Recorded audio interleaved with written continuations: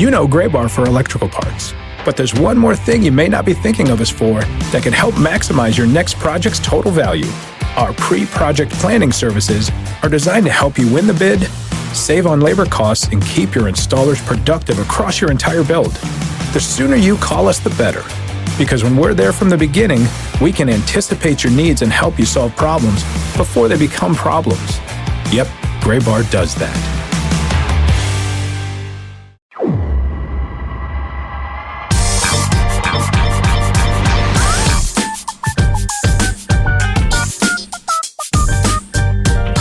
Jam-packed edition of the show this week. It's the Show Before the Show podcast from MILB.com. Welcome in episode number 206. I'm Tyler Mon. Sam Dexter's in New York City. Hi, Sam. Hi, Tyler. How are you? I am fine, man. How are you? I'm good. Good. We've got all kinds of stuff to get to today. We have a fully loaded Three Strikes. We have a foul ball of news coming up for you in a little bit. Thanks for tuning in wherever you find us. You can get us at MILB.com/podcast. We're on Apple Podcasts and Google Play and everywhere else you download your podcast. I saw a tweet the other day that was like, I love when people say on a podcast, like, find it wherever you get your podcast, because that's just like an appeal to parents who have no idea where to do anything on a computer. It's pretty true. So you can find us there. And we'll get started on Three Strikes for this week's episode. Strike number one. We talked last week about an insane game that happened the week prior in the International League that featured 15 homers and 43 combined hits, and it finished 20-18, and it was insane, and thought like, oh man, that should be a runaway winner for Game of the Year. And then came Will Benson, and the 25th ranked prospect in the Cleveland system on the 18th of April, so basically right after our last episode, belted 4 home runs in a game. He only had 44 homers in his career going into that night. And, pretty solid night. 4 homers, including a grand slam, as Lake County, the Class A full season affiliate in the Cleveland system, beat South Bend 12-6. It's the first 4-homer game in the minor league since 2014. He had 8 runs batted in that night. Will Benson, it's kind of weird because just a couple days before that, I was thinking like, oh man, Will Benson never has made that big jump. He was in Lake County last year. He only hit 180 over the course of 123 games, 694 OPS. He was pretty good the year before, at least in terms of the OPS for Mahoning Valley, but the average has never really been there. I was kind of starting to think about Will Benson. Then all of a sudden he blows up and it's 4 homers. Sam, this was a crazy night. This was a crazy night, and it's kind of a, like you mentioned, Tyler, a crazy night for somebody who needed a crazy night, but 4 homers in a game is just absolutely nuts. We had people tweeting at us saying, you guys recorded too early last week. Which I don't think anybody has really ever said to us before. But yeah, the fact that we call out that game, that Rochester Lehigh Valley game 2018, and then mere hours later, somebody hits 4 homers was absolutely nuts. But Will Benson, we actually had him on the podcast years ago. He was the guest for number 63, and that was when he was just about to be a first-round pick with the Cleveland Indians. He got invited here to New York for the draft. I interviewed him at the luncheon, thought he was fascinating because, big athletic guy. He got recruited to Duke to potentially play 2 ways, to play baseball and basketball.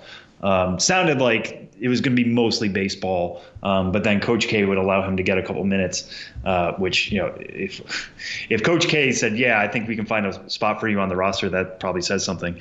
The Indians swoop in, take him at number 14, and it was always going to be kind of a lottery ticket situation. The guy's 6'5", weighing 225 pounds. If everything clicks, he could be a really exciting outfielder. But it was always going to be a process with him. And, as you mentioned, it has been a process these first couple of years. You never want to see your first round pick 3 years later be the number 25 prospect in the system. You want to see them continually grow. And he's kind of struggled to do that. He can have good power. Obviously, 4 homers in a game doesn't happen by accident. He can be a good runner. He has a really good arm. It all comes down to that hit tool. Last year, in his first go through Class A Midwest League, he struck out in 30% of his plate appearances. That's what helped drive down the 180 average. But he had a lot of bad luck as well. He had a 218 batting average against balls in play. now things have kind of turned around completely in terms of the luck game. This isn't going to be necessarily something he can carry forward. He's hitting 340 through his first 14 games of the year this year, but he's hitting 524 on balls in play, which is not something that he can carry forward whatsoever. He's continuing to battle with strikeout issues. He struck out 39.7% of the time here in the first couple of weeks with the Lake County Captains. But the fact that the power is showing up more is really interesting and cool. He's got 6 homers total between 14 games. Obviously 4 of them came in one game. One thing I want to note, unfortunately it wasn't a Mill TV game, I don't think, but yeah, which was a bummer. Some people had some footage in the, because of course when a guy's going for a 3-homer, 4-homer game, everybody's got their phones out. His bat flip on one of those was tremendous. And this is a pro bat flip podcast. That's right. It is. We are on the record. Yes. Consistently. Yes. So it just, if you want to see a guy enjoy the game, I think Suspetis Family Barbecue tweeted that out, one of the videos they found. Just a guy enjoying a career performance, like you said, a performance we see every couple of years, not every year. With the amount of minor league games we kind of become immune to 3-homer games, sometimes to no-hitter, stuff like that. But a 4-homer game still makes us all drop what we're doing and pay attention and focus in on something. So that was really interesting from him. The most interesting thing of his start to the season, the most positive development I can kind of see out of him, is that he's starting to pull the ball more, and sometimes that can lead to a little bit more power for somebody, especially with his frame. He pulled the ball 51.5% of the time last year. That's up to 59.3. And I think that's going to allow him to tap into that power. That might mean he's going to continue to strike out more as he's going to try to play more into that power. But Will Benson has always been an exciting prospect, and I mean that in the absolute sense of the term, prospect.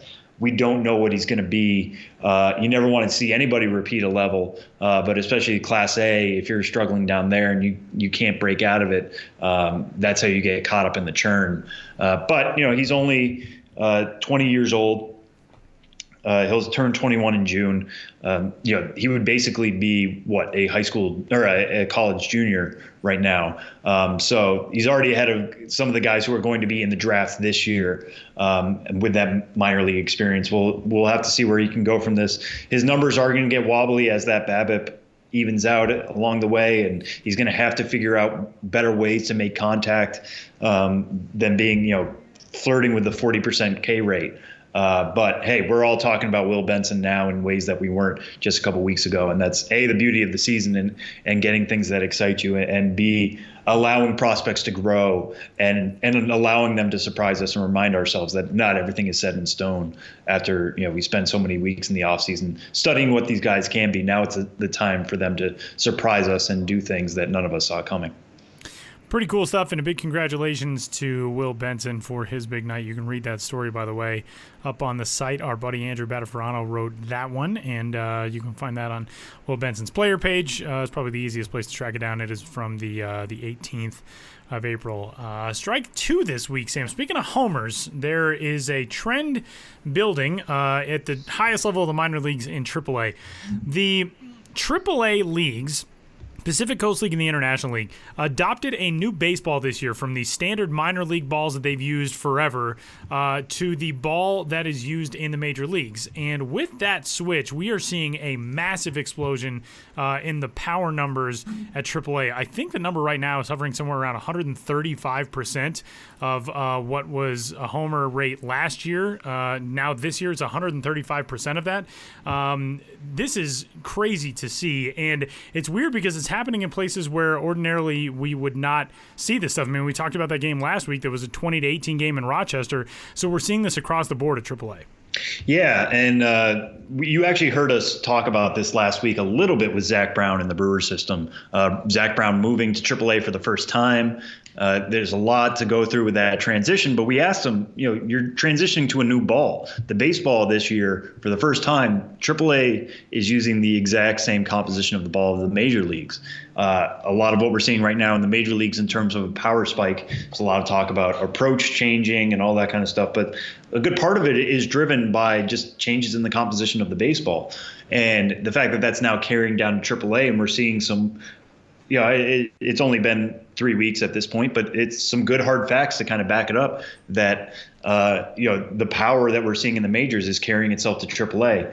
Looking back at 2018, comparing the numbers here that I wrote down as of Tuesday when we're recording this. In 2018, the International League runs per game was 4.2. Through the first 3 weeks of the 2019 season, it's up to 5.1. In the PCL, known as a hitters league, the runs per game were 5. In 2019, that's up to 5.6. Runs per game can get a little iffy. I'll grant that. Sometimes games go into extra innings. There's some times to get play with those numbers a little bit. But in terms of home runs per 9, and this is a complete rate stat. This is not dependent on games played. This is just on innings. Multiply it by 9. Give us an idea. In 2018, IL hitters were hitting 0.8 home runs per 9 innings.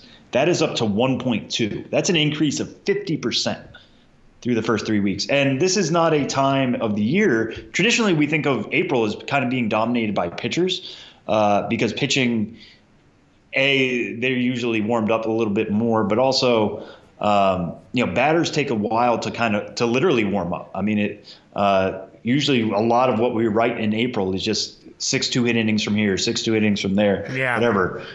Usually April is a time for pitchers to dominate. They are not doing that in AAA right now. Just to go through PCL, because I don't think I threw those numbers out there. The home runs per 9 innings in 2018 was 1.0. In 2019, that's up to 1.4. Again, 40% increase there.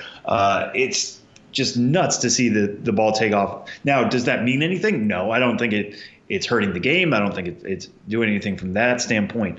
I honestly think it's allowing us to more honestly evaluate some of these hitters, because we've seen in the past somebody like Ozzie Albies kind of take off in the power department once they reach the major leagues and are able to play in that environment more. So now, if there's somebody who's kind of taking off at AAA, Keston Hiura is a little bit of that. I know people have thought he's going to be an above-average hitter when he makes the major leagues, but he wasn't power guy much last year. He's showing that a little bit more now with AAA San Antonio.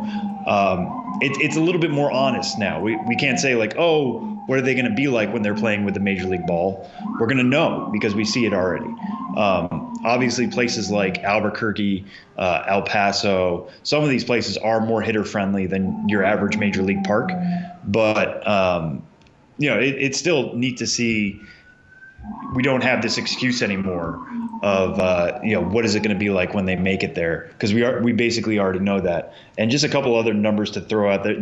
We are still clearly in small sample territory, but the PCL right now is absolutely nuts for pitchers. So if there is a pitcher that that is doing well in the PCL, Griffin Canning kind of comes to mind for Salt Lake. Give them extra kudos because it has been really tough. Right now, Tacoma, as a staff, has an 8.13 ERA. As a staff. That is nuts. 100, especially being in a place that's not super offensively friendly either. Right. Well, they've played a lot of their games, I think, in Albuquerque and El Paso so far, so that kind of hurts that, and I get that. But 8.13 is absolutely insane. Only one team has a team ERA below 4. That's San Antonio at 3.94. It's just crazy.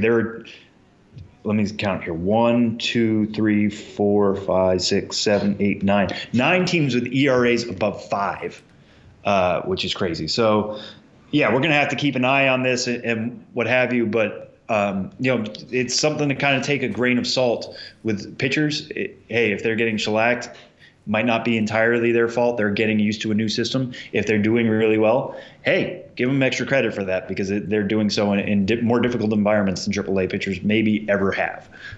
So just something to keep in mind.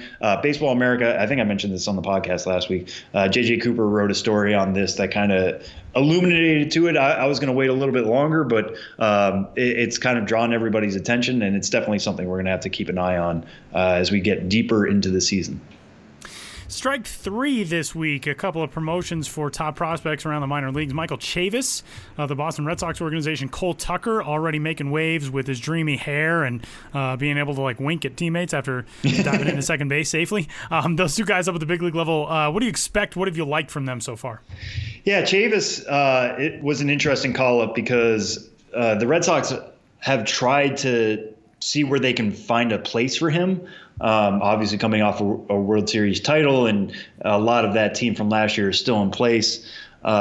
So he's not going to knock Xander Bogaerts out off shortstop, which was where he was drafted, and he's been moved off shortstop for years now. Rafael Devers is actually, I think, younger than Michael Chavis, and has been in the majors for a while now. I know he hasn't been exactly the phenom everybody thought he would be, but Chavis isn't quite enough there to knock Devers off third. So Chavis has played a little bit of first base in the early going this year with AAA Pawtucket. Most interestingly, they've given him some time at second base. I think he had 5 starts there before getting the call this week. But the Red Sox second base situation right now is kind of a wreck. Dustin Pedroia is on the IL. Eduardo Nunez just got put on the IL. Brock Holt was rehabbing with Pawtucket, and that seems to be put on hold. So right now they're playing Zue Lin at second base, which, if anybody knows the Red Sox system from a couple years ago, he's always been considered a really gifted fielder, but his hitting has always been kind of suspect. Chavis is the other way around. Everybody believes in the bat, and he showed that off to begin the year. He hit 4 homers in his first 12 games with Pawtucket, including one. Last week we talked about Vlad Jr. hitting one clear out of the stadium in Pawtucket. Chavis did almost the exact same thing in the same game. So the power has always been there for him, and he actually showed it. He doubled to straightaway center in his first major league at bat. I think it was 109 miles an hour off the bat, and it was hit so hard that it confused Kevin Kiermaier, who is an exceptional center fielder. He got twisted in all sorts of ways. So Chavis already showing off that bat a little bit in the major leagues during his small taste. The Sox have said that they don't think Chavis is ready to be a major league second baseman, and they want him to continue getting work there before they shove him out there. But I think that the time is going to come where, listen, he's their top overall prospect. He's destroying AAA pitching. He destroyed AA pitching last year when he came back from a PED suspension that kept him out for 80 games. He needs a spot in the lineup, and second base just makes too much sense. And, the Red Sox have been kind of flailing to begin the year. Let him learn on the job. They at one point allowed Christian Vazquez to start at second base this year. If they're going to allow that to happen, why not let Michael Chavis, who at least has played on the dirt somewhat, let him get his sea legs under him there while allowing his bat to play in a major league lineup.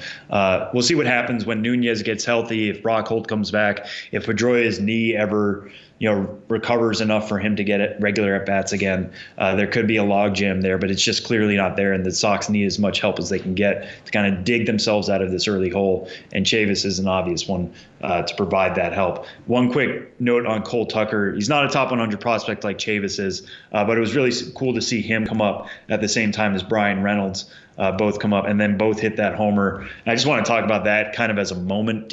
Were you able to see that, Tyler? No. Cole Tucker's home run. I saw this. I saw the slide. I saw that. I did not get to see the homer, which I was kind of bummed about. The homer was just really neat because Cole Tucker. We kind of talk about this with bat flips now, but Cole Tucker is one of those guys who just exudes loving baseball. Yeah. In every part of him, whether it's that slide, like you mentioned, he came in and it seemed like before he was even done, he was already smiling and winking at the home dugout. In everything he does, everybody who's been around him, I think he won an award in the AFL a couple of years ago for just like being the best overall. What was that award? The Darnell Stenson Award, I think it was. Is that what it's called? Yeah. For just being the best teammate, best sportsman, and that kind of thing. And anybody who's been around him loves cheering for the guy. Both of his parents were there. His mom should be in the booth, by the way. She was talking about what kind of counts he was getting in and how it was a 2-strike count and how they were just hoping he was going to make contact, and he did more than that by homering for his first hit.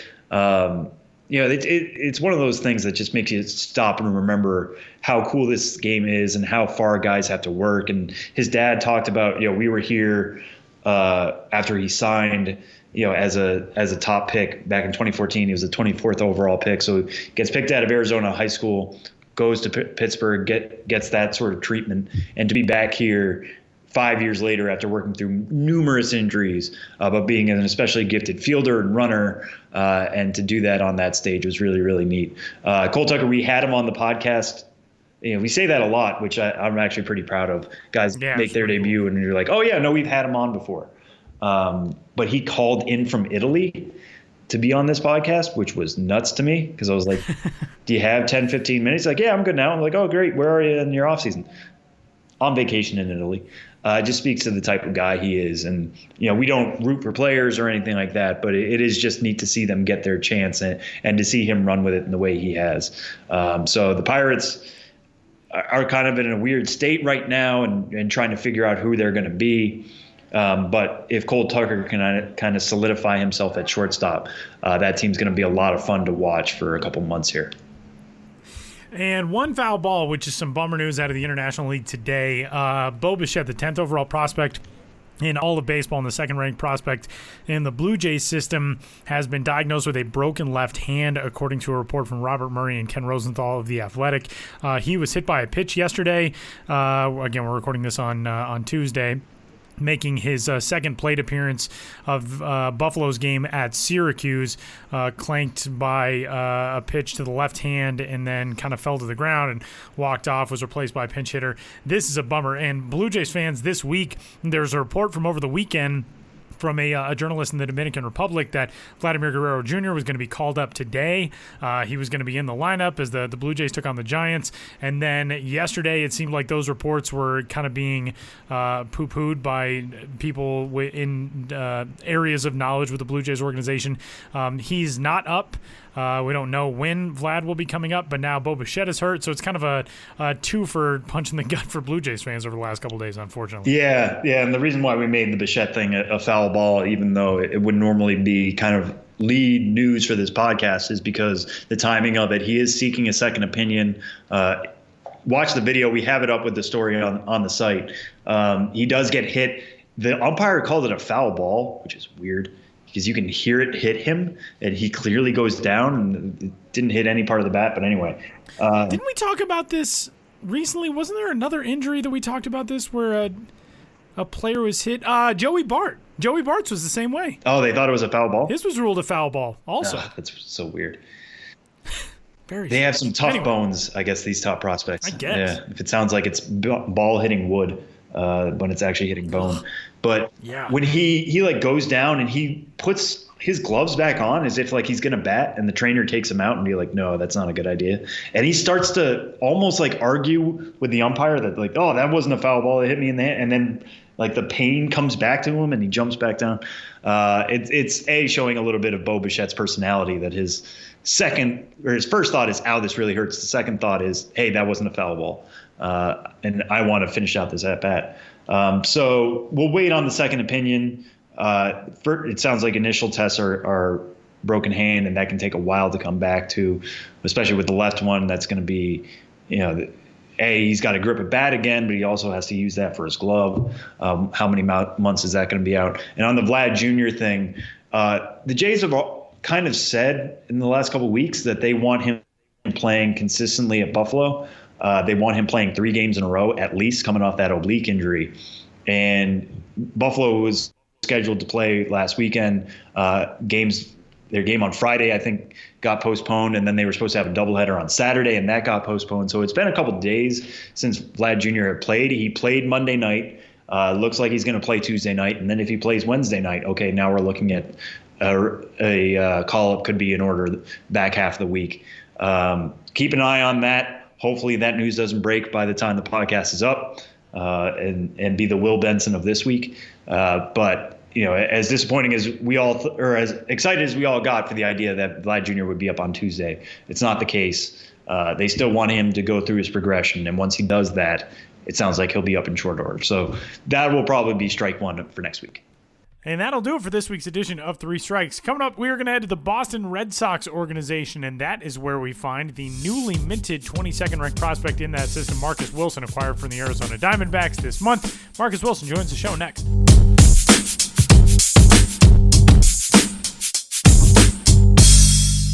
we're joined this week with the newest prospect in the Red Sox system, the number 22 prospect in the Boston system, Marcus Wilson, calling in from the AA Portland Sea Dogs.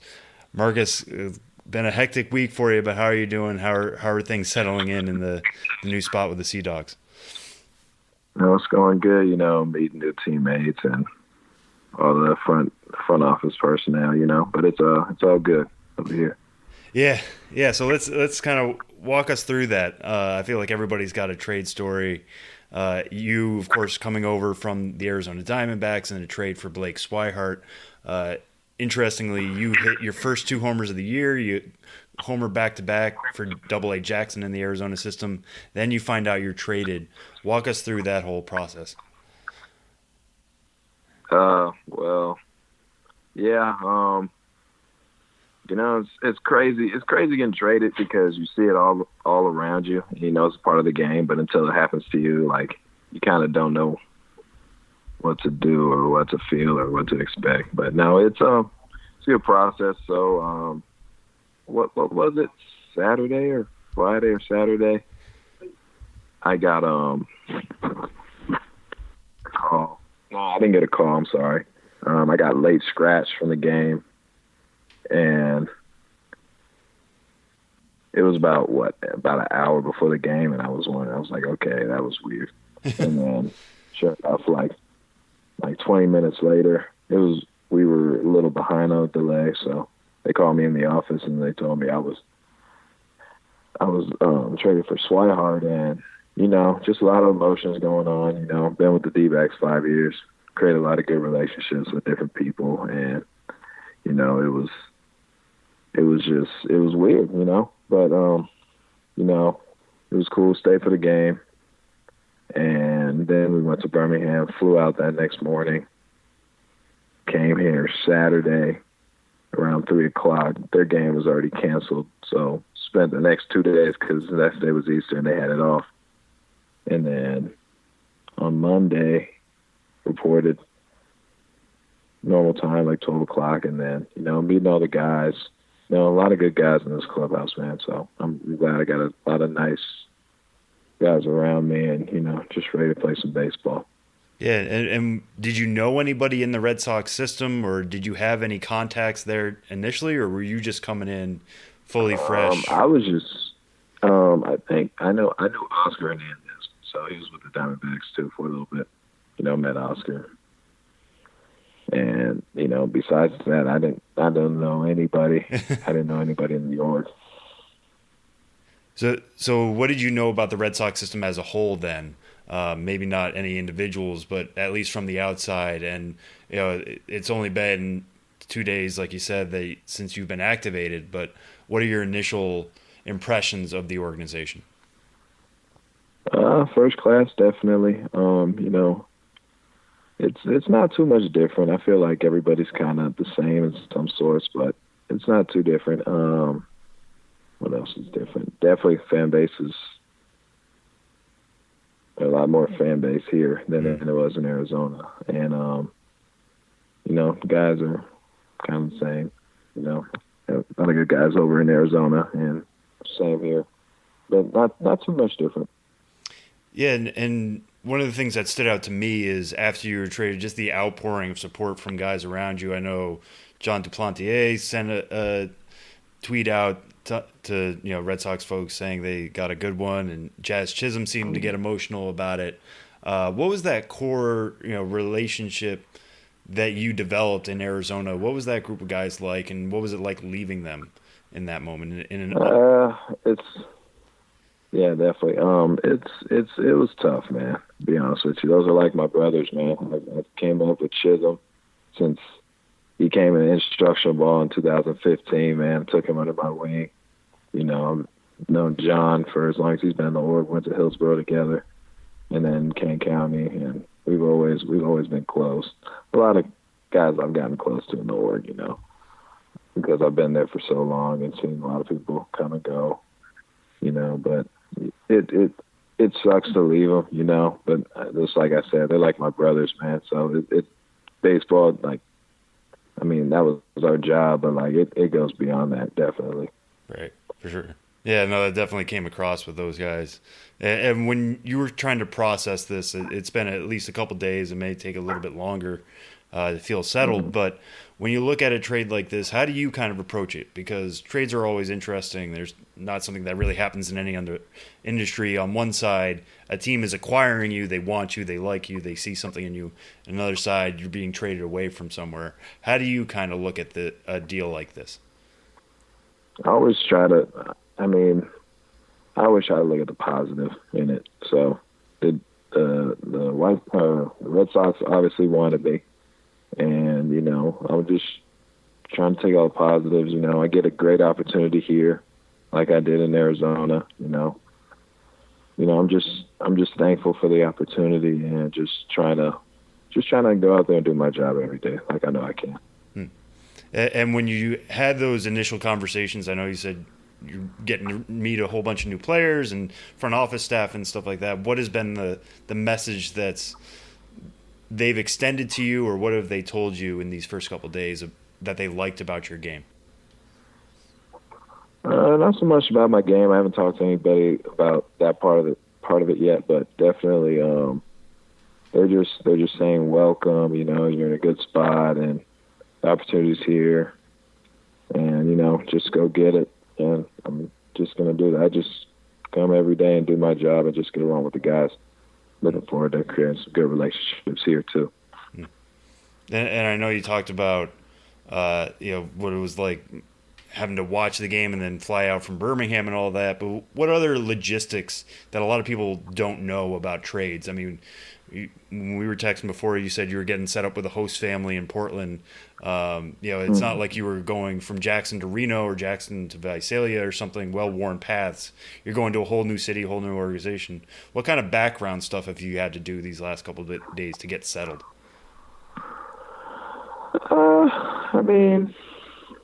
Not much, really. The team sets you up with the host family, so there's that. I just literally got in like 30 minutes ago, and then trades are it's weird, but it's not all that weird. It's only bad because you got to say goodbye to everybody. That's on your team at least in less than a couple hours, and it's like you expected to be there all year and grind with them all year, and then it kind of just gets cut. It gets cut short, very short. So you say goodbye, exchange numbers with some guys, always stay in touch, and then you're just off to a new team. And I got a couple guys that have been traded in the past contact me, like one of my boys, Jason Martin and Jacob Nottingham, texted me. He was like, "Hey, it's happened to me. Don't go in there trying to be a new guy, like a new tough guy. Just go in there, be yourself, and just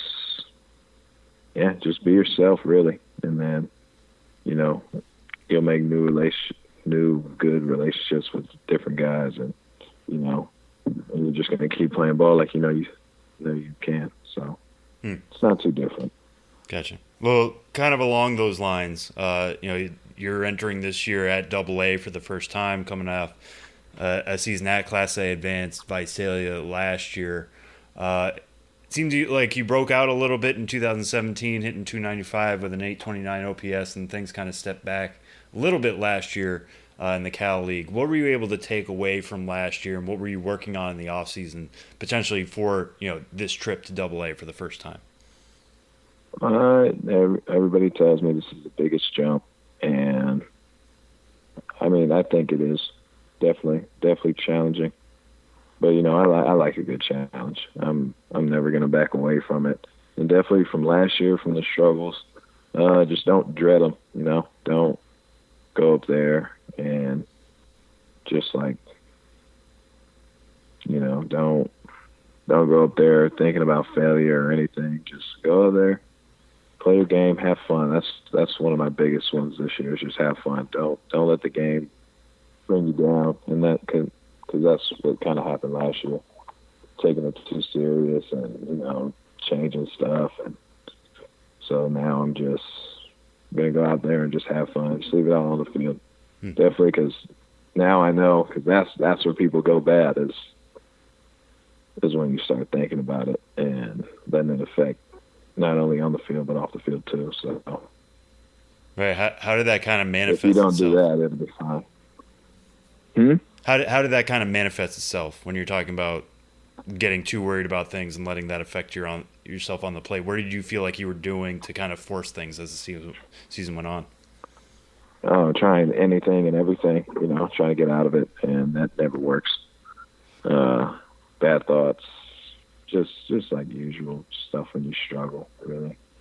But you just can't let that affect you. That's where people that struggle all year. That's what happens. It's not the big secret, but that's really what happens.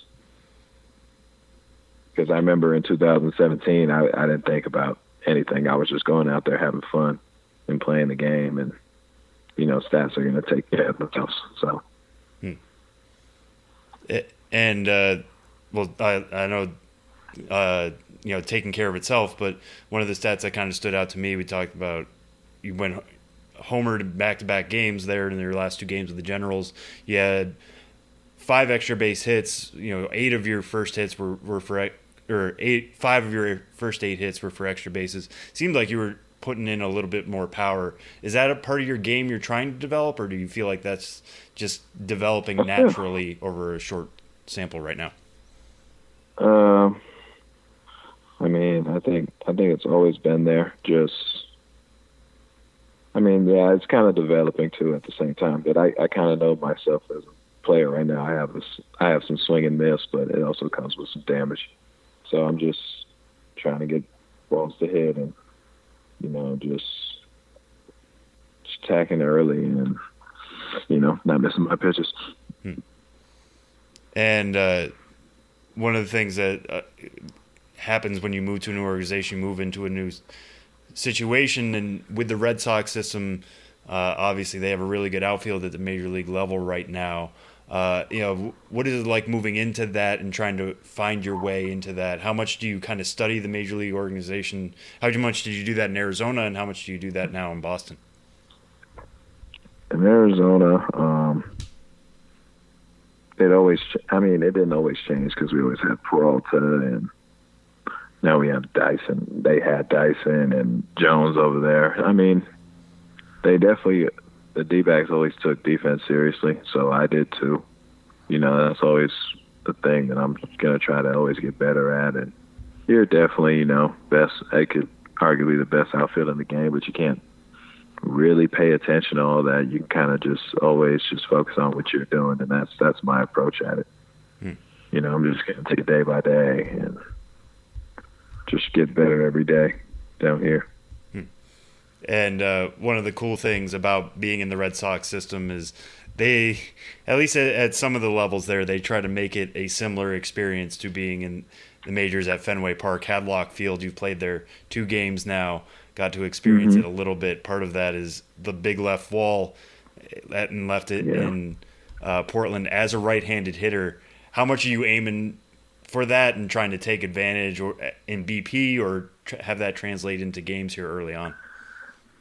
No, it's definitely interesting, though. The Green Monster, I wasn't expecting that, definitely. But when I saw it, it was kind of cool, because in the future, that's where you're going to be playing.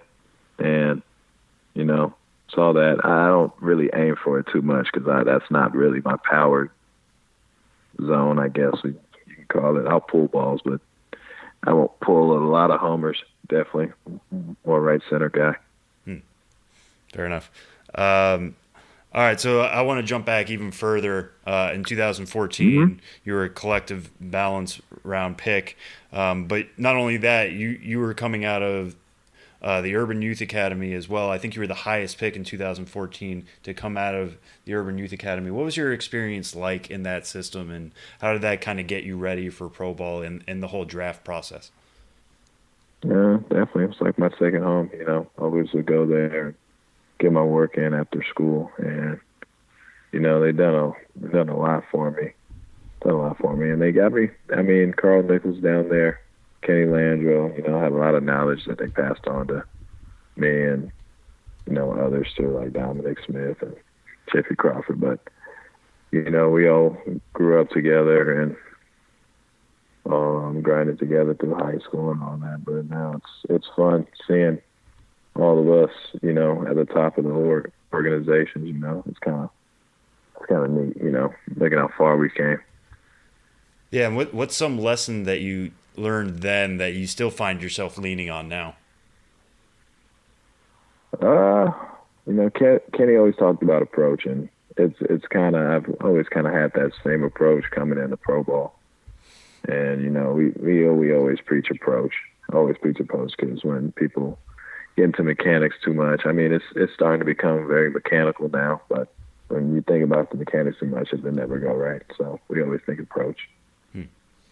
And one game I want to take you back to in particular, part of my research came up was you and Dom Smith, obviously now with the Mets, first baseman.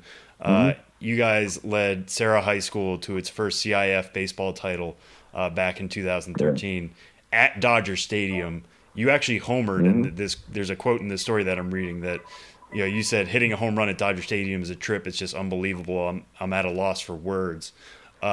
Take me through that game and what that team was like. Having two prominent prospects on any high school team is nuts, but how special was that team, and what was that game like in particular, playing in Major League Stadium like that?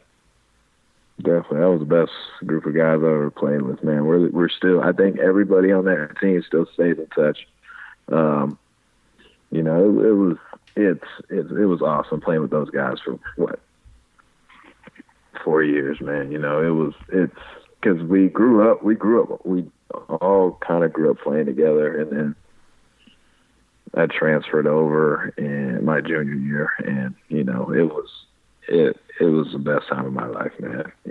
And then playing at Dodger Stadium and hitting a home run there, that was just like I said, man. I was at a loss for words. I still don't really have words to put it, man, because you grew up watching the Dodgers and the Angels play and all that, but Dodger Stadium's like 20 minutes away from me, so hitting a home run there was very special.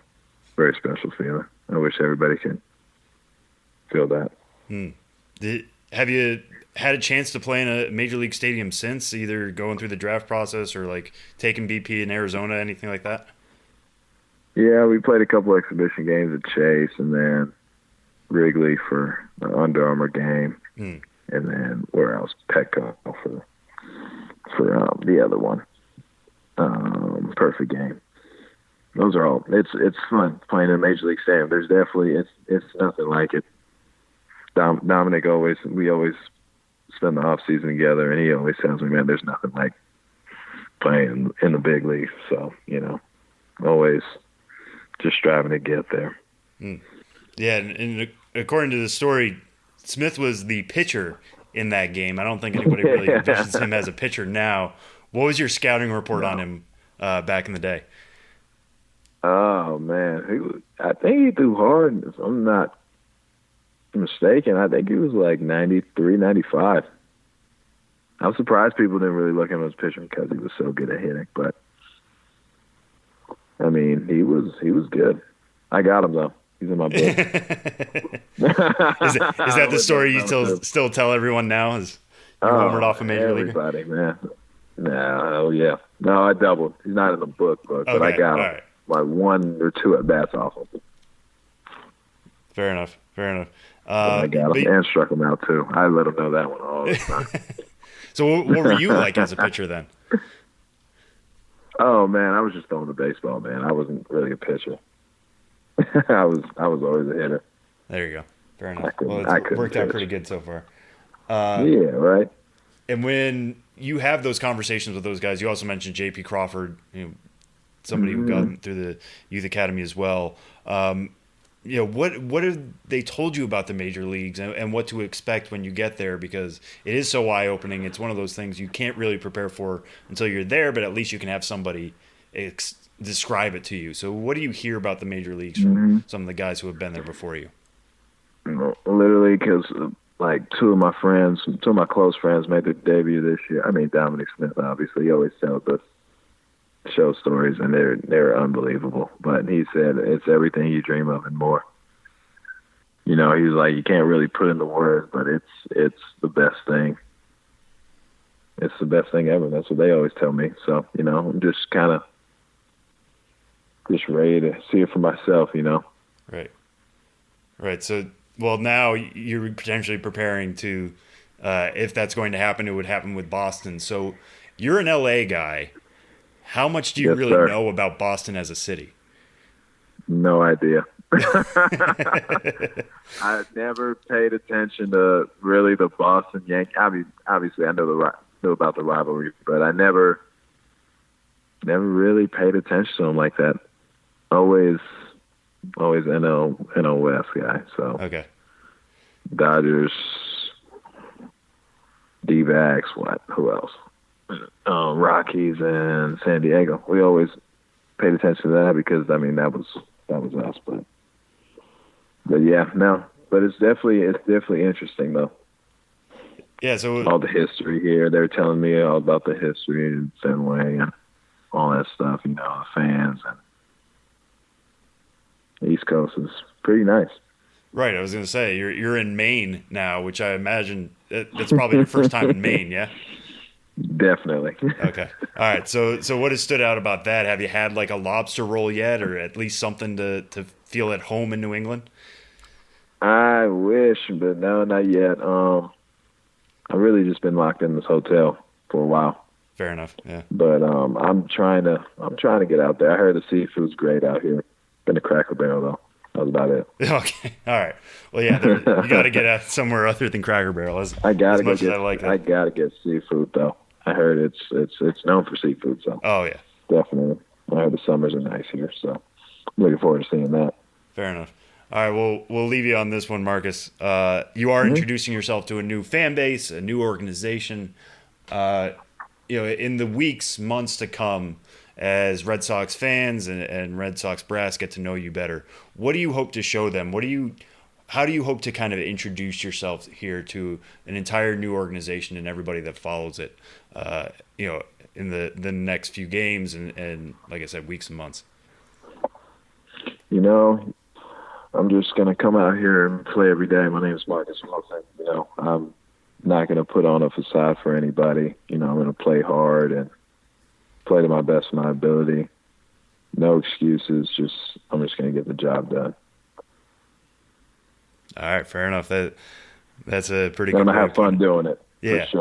For sure. All right, well, Marcus Wilson, like we said, newest prospect in the Boston Red Sox system, about to introduce himself to one of the bigger fan bases in the sport.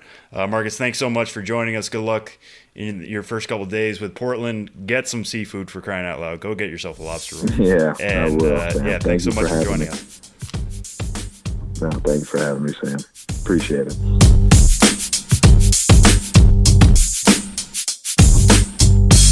As road trip number 1 approaches for one Benjamin Hill, we already have details on road trip number 2, and Ben joins us to discuss all of it. Hi, Ben. Hello, Tyler, and hello, Sam. It felt like you got a little ahead of yourself there. You've got there's so much content out that we can't even wait to discuss. Last week we talked about the first trip of the season through North Carolina and Virginia, and road trip number 2 is already out. The itinerary through Texas and New Mexico, June 12th to the 18th. You're going to get a chance to see Hodgetown, the new ballpark, the home of the Amarillo Sod Poodles, which looks like an awesome park, and then El Paso and Albuquerque. Not in that order. It's actually Amarillo, then Albuquerque, then El Paso. But a couple places that you've seen before, but not for a little while, correct? Yeah, absolutely. Like the first trip I announced, was motivated by a new ballpark in Fayetteville, and I'll be embarking on that May 1st, a week from today. And the second trip is, perhaps not surprisingly, motivated by a new ballpark, and that's Amarillo, as you mentioned. And also, like I said last week, I'm spending about the same amount of time on the road, but not as many locations, trying to settle in a little bit. So when I was looking at the map and looking at Amarillo, I was kind of seeing which direction I could go while also, not making it too many teams. And the more I thought about it, I thought, you know what? It's been 5 years since I've been to El Paso and Albuquerque both. I went there in early in the season in 2014, started in Albuquerque and then went to what was the second home game in El Paso, Chihuahua's history back in 2014. If you recall, the ballpark opened a little bit late, so this was like in late April by that point. But anyhow, it's been 5 years, so I'm excited to go back to both those places, Albuquerque and El Paso, see what's changed in the last 5 years, spend a little more time, hopefully have some fun. But it's going to start in Amarillo, home of the Sod Poodles. And I'm really excited about that because the Texas, Panhandle and Amarillo proper is just a city and a part of the country I'm not too familiar with. So I think of the 3 new ballparks this season, the one I'm most excited to visit is Hodgetown in Amarillo. And a lot of it does have to do with just the location of the team itself. Yeah, and when you go to these parks for the first time, what was normally your checklist, and how do you feel like that's going to change now in this new format? Instead of you used to have to run around and try to see as much of a brand new place for the first time. Now you have 3 days to kind of take it in. So what is your kind of checklist for whenever you see a new ballpark, and how are you going to spread that over 3 days here? Yeah, I mean, I think a lot of it will be the same, but, just with a little hopefully, I hate to use the term relaxed because I just know my mind and I know I will never be relaxed on these road trips. Even if I could be, I won't be. I'm working on it. But yeah, it allows me to slow it down a little, allows me to, if I take a lot of pictures and get a lot of quotes one day, then maybe to come in the next day and do more of a video element and, do that sort of thing to, follow up on stories or ideas the next day, as opposed to being like in another city, being like, it would have been cool if I had done this, So a lot of it is just slowing it down and immersing myself and not feeling that kind of manic need to get on to the next place, because minor league baseball can be tough to deal with sometimes, as you guys know, and anyone in minor league baseball knows, no matter what your specific role, it can just be hard to keep track of and hard to keep track of everything. And you always feel like you're missing something. So the point here is, yes, I'm missing something by not going to as many teams, but I think with more time, I can settle in. So it's going to be a work in progress. This is kind of a season of transition for me a little bit, having been to every ballpark last year, or finally having hit that milestone. And, we'll just see where it goes from there. And, hitting the road on May 1st. And I think after that trip, I'll have a better idea, obviously, of what I'll be doing once in June I go down to Hodgetown and from there to Isotopes Park and Southwest University Field. I'm really happy with this trifecta, this triumvirate of teams I'm visiting in June. Ben, what's the thing when you go to see ballparks you've seen before but you haven't seen for a little while? What are the things that you're most interested in, whether it's ballpark additions or just kind of – I would think it's probably pretty cool, especially in the case of El Paso, to see sort of how a team is settled into its home. But what do you like seeing most when it's been a little while between visits? Well, one, I hope, especially in the old ways I was doing trips, it could just be tough in that – I might just be somewhere on a dead Tuesday. And, and that was always the joke I made, that the number one thing I hear from team executives across the country is you should have been here yesterday.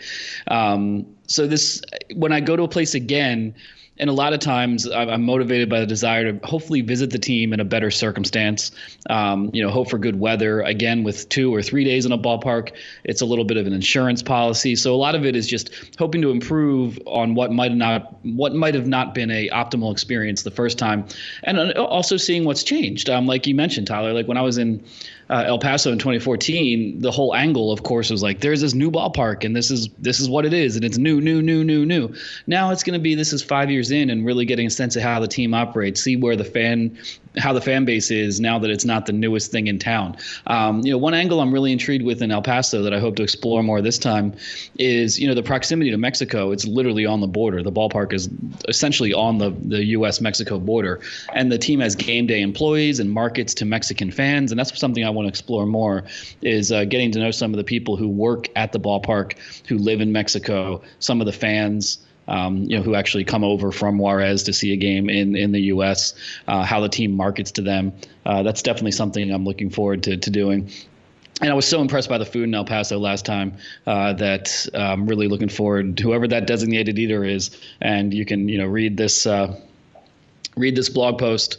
Or it's an article now. Yeah, but read this article announcement, and there's information about how to be a designated eater. MILB.com/fans/BensBiz. You can get all the information there. But if you want to be a designated eater in Amarillo, Albuquerque, El Paso, get in touch. And And yeah, when I was in Albuquerque last time, it was like a kind of cold Monday or Tuesday. So now I'm going to be there on a weekend in June. So I think a lot of it is just kind of, I don't want to say doing right by the teams, because I don't think I'm ever doing them wrong. But I think, experiencing a team with nice weather and in the summer really does have a different energy. And I sort of like sometimes the dead energy, because that creates more weird nights sometimes when the only people around are the weirdos, and I like the weirdos. Not the only people, but there's a lot more weirdos in the ballpark when it's like a Tuesday night and the weather's cold. So I kind of like the weird nights, but there's something to be said too for just hopefully being able to tap into a team's energy when it's really peak baseball season. And when I'm in El Paso on June 18th, it's going to be a Copa game, Copa de la Diversion. Copa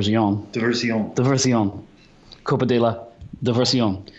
So El Paso Chihuahuas are going to be playing as the Margaritas that day. And they didn't change names last year, right? They were still the El Paso They were Chihuahuas. A Copa team who were like, hey, well, this name's Spanish basically anyway. So, but I think they learned from that, and now they have a standalone identity.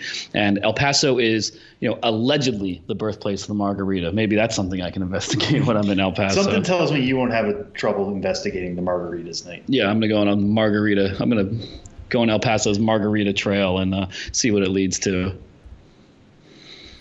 Ben, the trip is your second of the season, and you'll be headed to North Carolina and Virginia before that. One of the interesting promo nights that is coming up on the calendar, one of the other large topics of your coverage on MILB.com, is one that kind of came out of a joke that was taken as not a joke, and then it turned into not a joke, and here we find ourselves. The Omaha Storm Chasers kind of put themselves through the looking glass with an April Fool's tweet that noted Twitter person Darren Rovell took as being serious. On April 1st, they said, this season on June 31st, we'll be playing as the Omaha Potholes.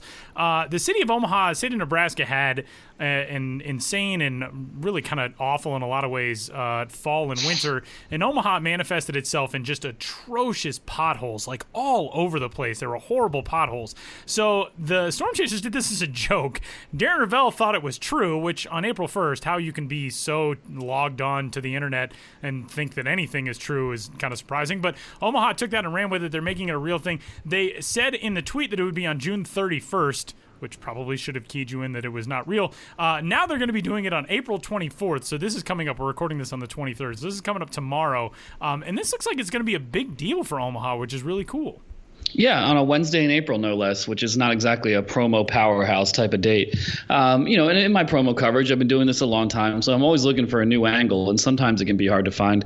But the whole way this one played out, as you described, Tyler, it was really unprecedented to take what was truly, it wasn't like the team had some ulterior motive and they knew it was going to become real. They really just thought this was a joke. And if you look at the hat and jerseys, I mean, it looks like, something that was made. The logos look like they were made in minutes because they essentially were. It's just this car literally falling into a pothole.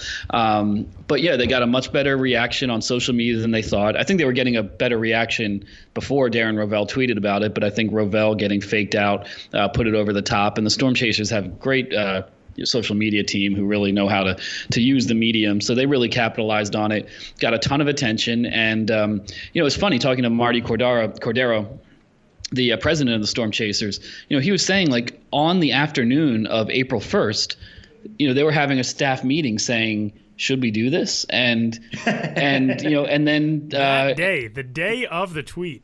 Yeah, on April Fool's Day, they were having a serious meeting saying, like, hey, how can we do this? Like, it's getting way more attention than we thought, and people really seem to be responding.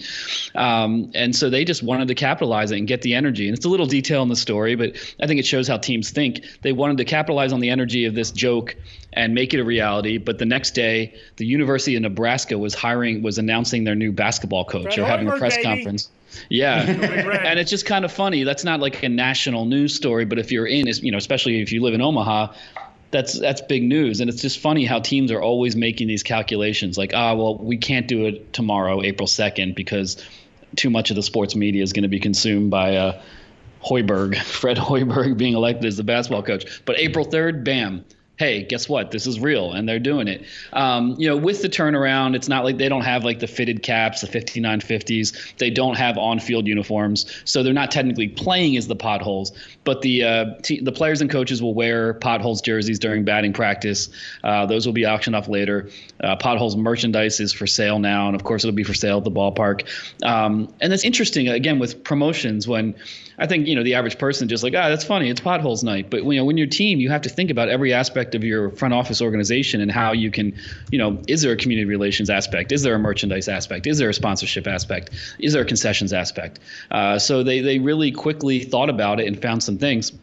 And one of the things they're doing is they reached out to 14 local municipalities and invited the road workers to the ballpark, for free and to recognize them at the game. And I think that also is good, because potholes, there's a lot of frustration with potholes around the country, but especially in Omaha after the fall and winter they had and a lot of flooding. But I think when you're trying to be civic minded and you're trying to be in good graces with city government and something like that, calling yourselves the Omaha Potholes seems like you're kind of taking a dig at at city services, or at what the municipality is doing, their road work, their ability to fix problems. And I think inviting the road workers out to the ballpark and saying like we're here to recognize the hard work you're doing under trying circumstances in the wake of a very tough time, I think is very good PR wise for them. So it doesn't just seem like they're being snarky and making fun. They are making fun a little, of course. But they're also trying to recognize the people who are out there every day fixing these potholes. So, and then there's the money of concessions. They are the free Krispy Kreme spare tire is a fantastic. Yeah, I didn't even get it at first. So the first 1,000 fans received Krispy Kreme quote spare tire, and I was googling Krispy Kreme spare tire thinking it was some special donut that Krispy Kreme sold. But then I realized, like your spare tire. Like you might need your spare tire because you busted it while driving over a pothole. Right. And then another term for a spare tire is a donut. Yes. And they're giving away Krispy Kreme spare tires, i.e. Also, if you eat too many of them, you might get a spare tire. Yeah, and that was another thing I thought. I thought it was like a body reference. I didn't get it. But if you do want a spare tire in that regard, then get some Rocky Road ice cream, which apparently they're giving shovels to use as spoons. Not sure how that's going to work. But if you ever wanted to eat, and that's a good time, Rocky Road ice cream on pothole night. I know, yeah. It is really good. There are more puns to be made here than I would have thought. Yeah, and sometimes I think, can I just be a consultant? I've written about this so many times. I'm good with puns and wordplay. I feel like I could just be a consultant on hire to help teams like flesh out the promotions with that sort of thing. So perhaps a new career path for me down the line. I can just have be on call for teams for pun-oriented promotion editions. That feels like a fun podcast we could do maybe in the off season or something like that. Just have an entire brainstorming session with us. Like there's one podcast I wish I could remember the name of it, but they basically write an entire script, be like idea to end in a podcast. I feel like we could do that with a promo. Like the three of us. Not to get too ambitious here, but if we pitch this idea, we could get a team on board and flesh it out throughout the off season and then go stage it. I'm just saying. Invite us for once. Yeah, we have that kind of clout. I'm positive. So, dare to dream. I'm still always very surprised when I talk to somebody in minor league baseball who's like, "Oh, I listen to the podcast every week." I'm like, "Really? You listen to our show? That's kind of cool." I'm the same way. I'm the same way. People meet me at a ballpark and they're like, "I love your stuff." I'm like, "No, you don't. No one loves it. No one loves me. Nobody reads my thing. Nobody reads. How much did my mom pay you?" Yeah, my whole existence. This has all been a mistake. Don't you see? But then I realized, hey, no. I'm good, and this is my job, and I'm good at my job. And then I feel good for a second. Thank you to everyone who says nice things to me. I need it sometimes. Anyway. By the way, Ben is, for the road trips, Ben is recruiting designated eaters for most locations. You can email him, benjamin.hill@mlb.com, with the subject line designated eater, and explain your reasons why you'd be a good one for this trip, this upcoming trip that we talked about a moment ago. May 31st is the deadline for the designated eater application, so I wanted to make sure we got that out there before we completely moved on from the road trip conversation. So do it. Get your applications in. What's the most creative one you've gotten? Oh, I've gotten some good ones. I, off the top of my head, I'm not sure. But, when I announce my road trips and I say, if you want to be designated eater, send me the email. And I jokingly say, like, just, in 50 to 500,000 words, just tell me why you want to do it. And the reason I do that is because when I first started doing designated eaters, I said first come, first serve. And that didn't seem fair. Someone just might happen to be on Twitter and then they'd just quickly say, hey, I'll do it. And then that was it. So it allows me to kind of sift through a little bit and make sure these people have enthusiasm and personality. But what is really heartening is that people sometimes they might not have an outlet to write down why they feel so connected to minor league baseball. And a lot of the time, the designated eater, applications such as they are really long and heartfelt like messages just about who this person is, why they love baseball, maybe why they found some meaning in my work, and whether I'm able to pick everyone. I can't pick everybody, but that communication really means a lot to me, and I really do like that the designated eaters have been a vehicle for I think pretty meaningful like one-on-one communication between me and you, whoever you may be listening. Get in touch, benjamin.hill@mlb.com if you want to be a designated eater, but also just to get in touch. I answer emails and I really like corresponding with people, and it really makes me feel good about the work I do. And I really do appreciate everyone who reads and listens, and just feeling a little heartfelt right now. It's all from the bottom of Ben's deep and an emotional heart today. So I was trying to come up with something more poignant than that, and I couldn't. No, it is a deep and emotional heart. I'm sensitive and empathetic, and ready to be vulnerable and see what comes out of my life from just really being open to all possibilities. What else is coming up? We talked about how the blog is kind of on the way out. So there's going to be a bunch more on the site. What else you got going on? Yeah, that's about it. I have a new batting around coming up later this week, just talking about, ballpark news and developments, new stadiums that we're looking for in 2020 and 2021 and that sort of thing, potential new ballparks, scuttlebutt, as I like to call it. So that's coming up.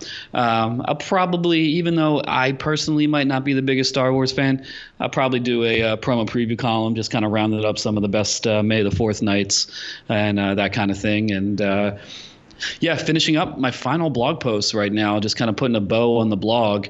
I don't think people even realize when they're reading MILB.com that it's not the blog. I think people just associate the blog with me, and whatever has my name on it, they're just like, the blog. But technically, bensbiz.mlblogs.com is on the way out. And that's kind of significant for me because that's kind of the vehicle for my whole career, accidentally. But hey, one thing at a time. What do I have coming up? Some more columns, some more stuff on minor league baseball. It's all coming to the site. You can find Ben on Twitter. He's at bensbiz, and the email address again, benjamin.hill@mlb.com. If you are going to be in one of those spots where Ben will need a designated eater. Here's a question. Are you going to get a designated eater for each night? Did you already say that? Did I miss that? No, I'm just going to choose just one. Okay, just one per series. Date negotiable, but one per series. Yeah, it'd be a little overkill if I had three separate articles about three separate people eating kind of the same things. Be very competing reviews. Yeah, competing. But that said, if anyone's listening and they just have something really interesting that they eat at a minor league game, deputize yourself as a designated eater, tag me in a tweet, and we'll get it out there. And that's something I've been meaning to do. So do it. So much I've been meaning to do. Do it. Get in touch with Ben. Thanks, Ben. Thank you, Tyler, and thank you, Sam Dykstra, sitting to my left in conference room 4L of the Chelsea Market, 75 9th Avenue.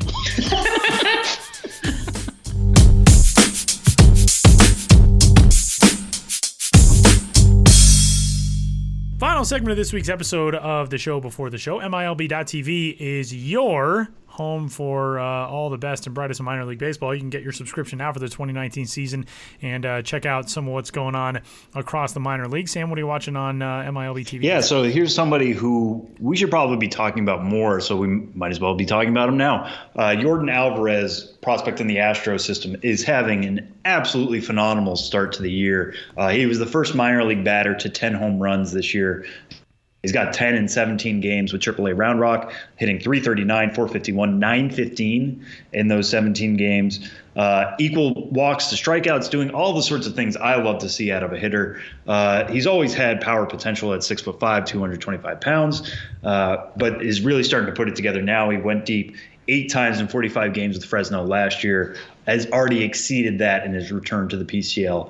And he's hitting absolute bombs. He hit one the other day in Memphis that nearly hit the apartment complex in center field. He hit one last weekend, I think it was, or 2 weekends ago, that hit the scoreboard in right center in another park. He's hitting absolute moonshots. So you're always going to want to watch him. But the reason I highlight him at this point is because I think on Friday he will be facing Nick Neidert with the New Orleans Baby Cakes. Yeah, on Friday.